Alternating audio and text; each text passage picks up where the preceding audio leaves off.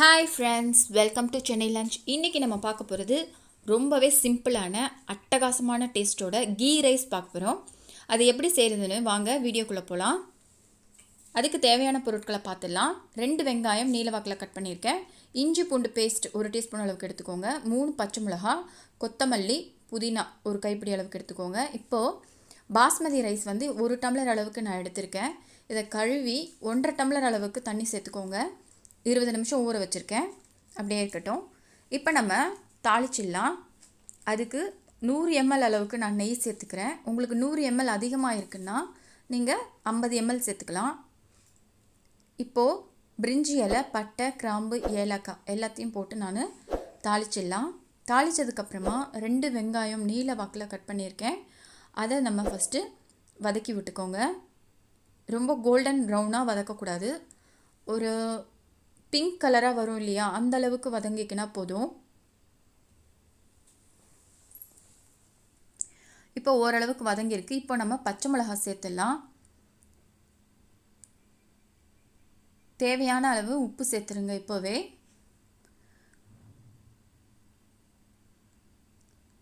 இந்த டைமில் இஞ்சி பூண்டு பேஸ்ட் 1 டீஸ்பூன் அளவுக்கு சேர்த்துக்கோங்க.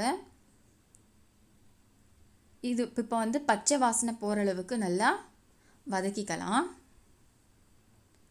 நல்லா வதங்கினதுக்கப்புறமா புதினா ஒரு கைப்பிடி அளவுக்கு புதினா சேர்த்துக்கோங்க.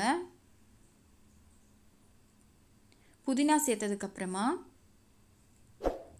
கொத்தமல்லி ஒரு கைப்பிடி சேர்த்துக்கலாம். இப்போ பாருங்கள் நல்லா வதங்கிடுச்சு. இப்போ நம்ம ஊற வச்ச பாஸ்மதி ரைஸையும் சேர்த்து வதக்கிக்கோங்க. ஒரு 2 நிமிஷம் போல் வதக்கினா போதும். இப்போ அரிசியை எதுக்கு வதக்குறோன்னா நமக்கு உடையாமல் கிடைக்கும். அதுக்காக ஒரு 2 நிமிஷம் போல் வதக்கிக்கோங்க. நான் 1 டம்ளர் பாஸ்மதி ரைஸ் எடுத்திருக்கேன். அதுக்கு 1.5 டம்ளர் அளவுக்கு கரெக்டாக சரியாக எடுத்துக்கோங்க. தண்ணி 1.5 டம்ளர் அளவுக்கு தண்ணி சேர்த்துக்கிறேன்.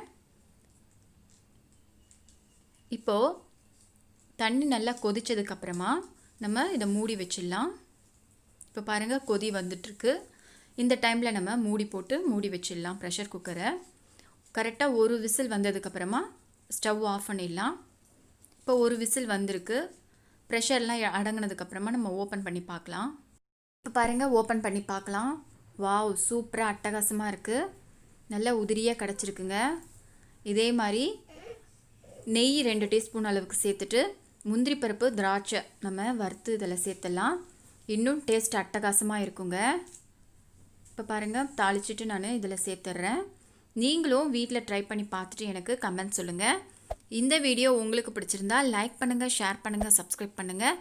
மறக்காமல் பெல் பட்டனை கிளிக் பண்ணுங்கள். அப்போ தான் நான் போடுற எல்லா வீடியோஸுமே உங்களுக்கு நோட்டிஃபிகேஷன் ஆகும். இந்த வீடியோ பார்த்ததுக்கு நன்றி.